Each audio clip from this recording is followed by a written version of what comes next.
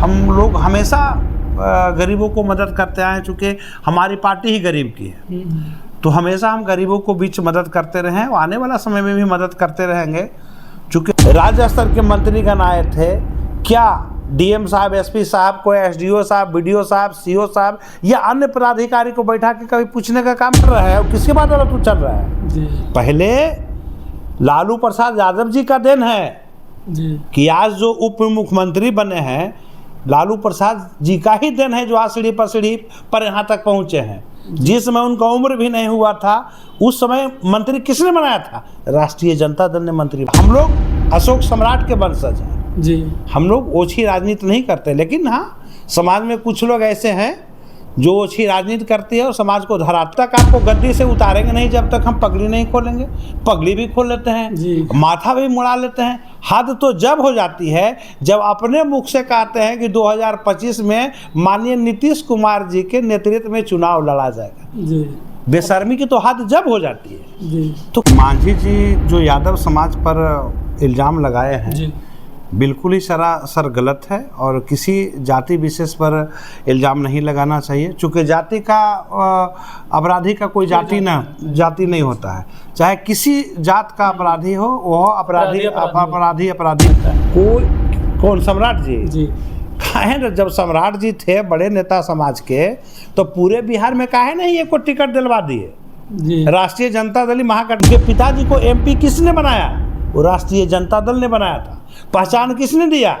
राष्ट्रीय जनता दल। आज जो एनडीए की सरकार है ये जुमलाबाजों की सरकार है, जुमलेबाजों की सरकार है। छोड़िए ना सुशासन की सरकार, सम्राट जी क्या कहेंगे, उनका अपना ठिकाना है। उप मुख्यमंत्री माननीय पूरे बिहार के हैं, बड़े ओहदे पर। नवादा में लगातार दलितों पे अत्याचार किया जा रहा है। करीब करीब 80 घर दलितों को फूंक दिया गया है। इसी को लेकर केंद्रीय मंत्री जीतन राम मांझी जी ने एक विवादित बयान दिए हैं, जातीय उन्माद फैलाने की कोशिश करते हैं। तो आज हमारे साथ बात करने के लिए नवादा लोकसभा के आरजेडी के पूर्व प्रत्याशी श्रवण कुशवाहा जी है। तो आइए इनसे हम इस मुद्दे पे बात करते हैं। भैया पहले तो आपको बहुत बहुत तो आप नवादा की घटना के बारे में आप क्या सोचते हैं, कैसे देखते हैं? देखिए, नवादा का घटना तो दुर्भाग्यपूर्ण है, ऐसी घटना नहीं घटनी चाहिए थी जी। और जो भी घटा दुर्घटना, ये घटना घटी, ये बहुत ही शर्मनाक और निंदनीय है जी। और मांझी जी का भी बयान आया है, वो केंद्रीय मंत्री हैं, माननीय हैं।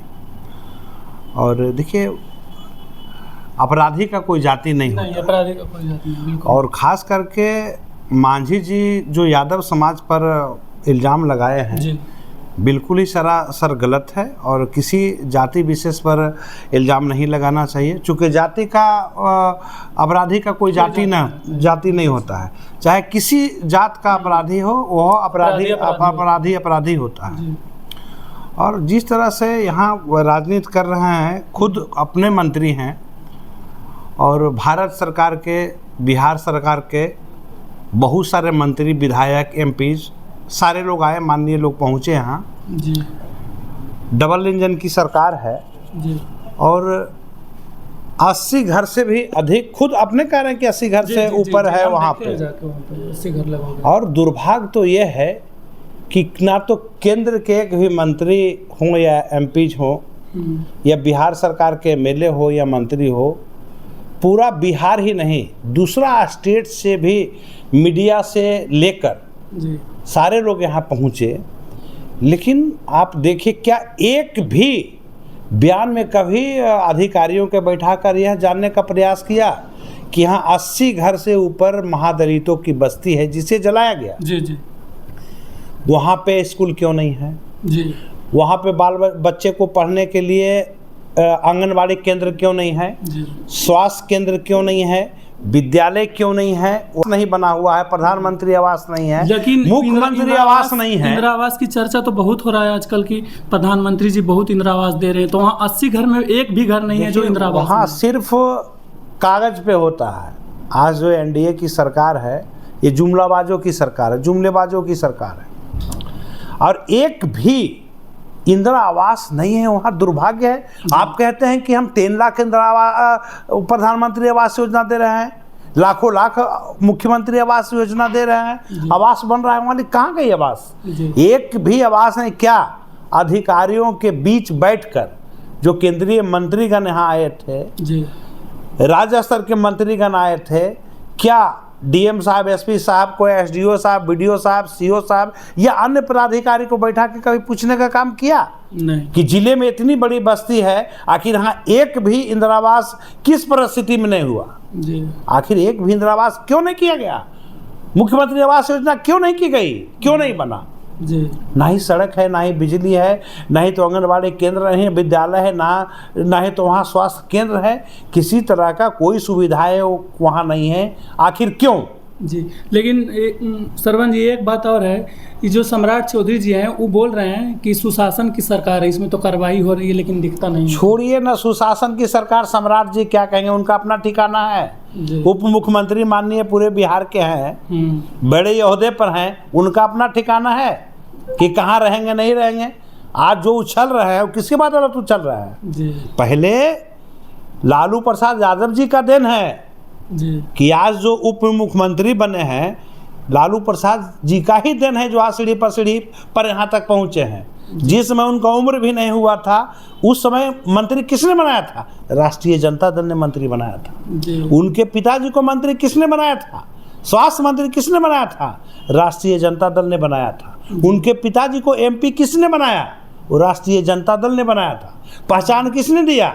राष्ट्रीय जनता दल ने पहचान दिया, और आज उसी के खिलाफ करते चल रहा है। और उनकी बयान अनाप शनाप रोहिणी आचार्य के बारे में भी आप लोग जानते होंगे कि एक ऐसी ओछी बयान आई थी, इससे पूरा बिहार ही, खास करके हमारे समाज शर्मसार हुआ। जी, राजनीति में वो सब बात होता है, लेकिन उस तरह के बयान नहीं देना चाहिए। राजनीति में जिस तरह से देते हैं, राजनीति में लड़िए, लेकिन किसी पर्सनल मैटर पे किसी पर नहीं जाइए। स्वाभाविक इतना स्तर नहीं गिरा लेना चाहिए। ठीक है, राजनीति अपनी जगह पर है, अपनी जगह पर लोगों को विचार अपना जगह पर है, लेकिन इतना स्तर नहीं गिराना चाहिए। जी, कभी कहते हैं कि मुख्यमंत्री जब तक हटाएंगे नहीं, उनके मुंह पर हम सुने हैं बयान, उनके मुंह पर बोल रहे हैं कि नीतीश जी को, जब तक आपको गद्दी से उतारेंगे नहीं, जब तक हम पगड़ी नहीं खोलेंगे।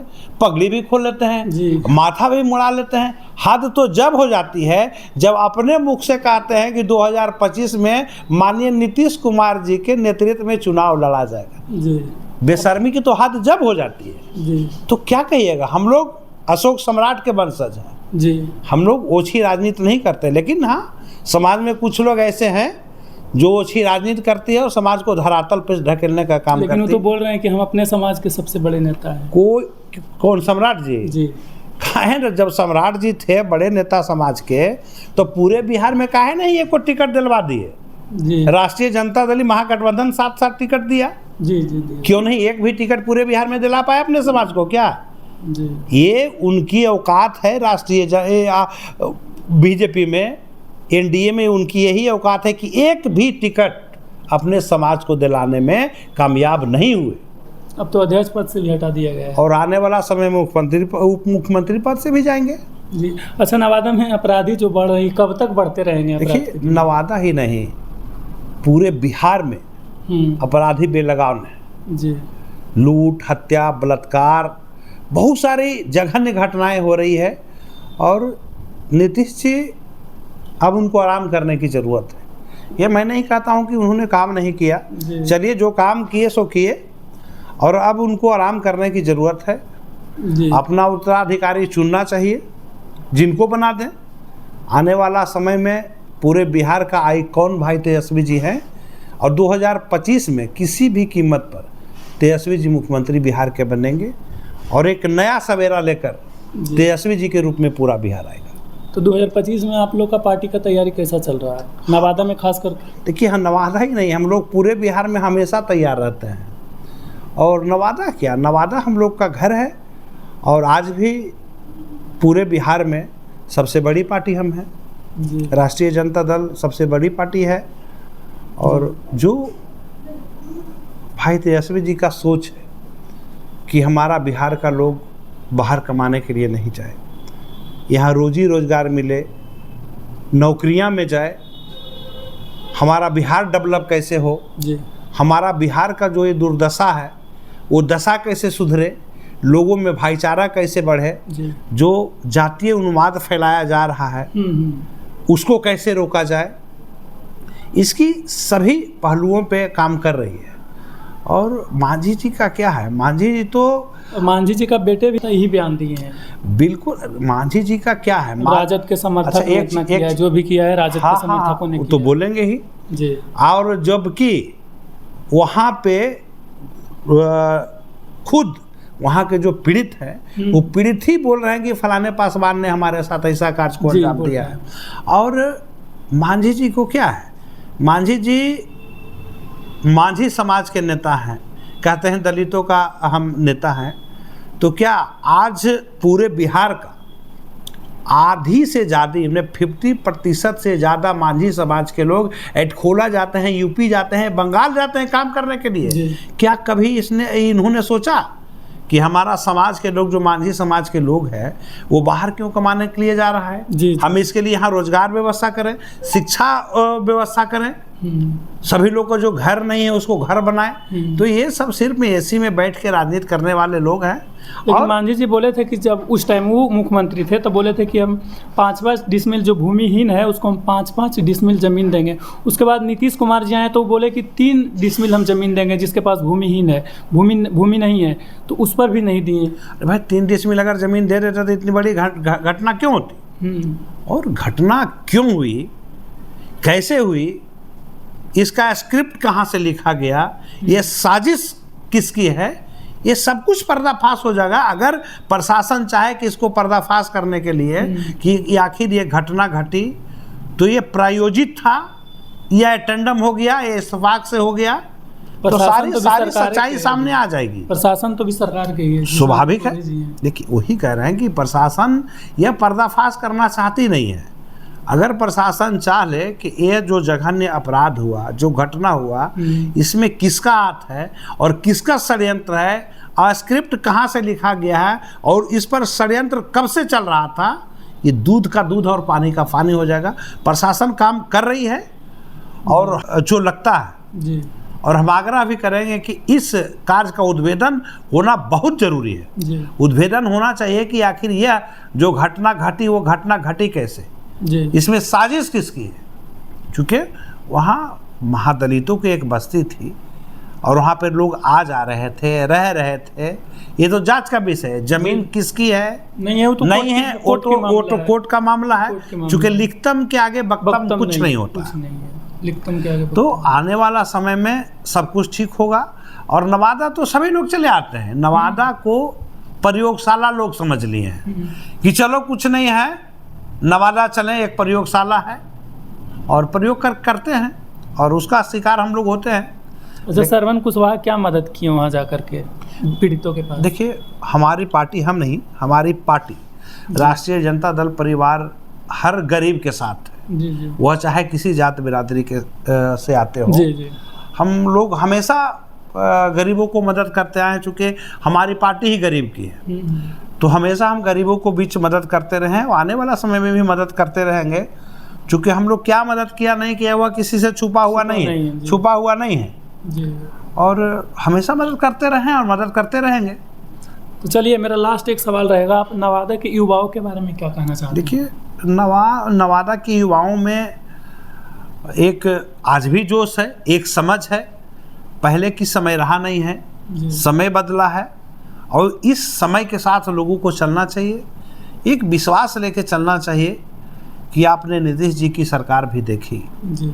डबल इंजन की भी सरकार देखा है।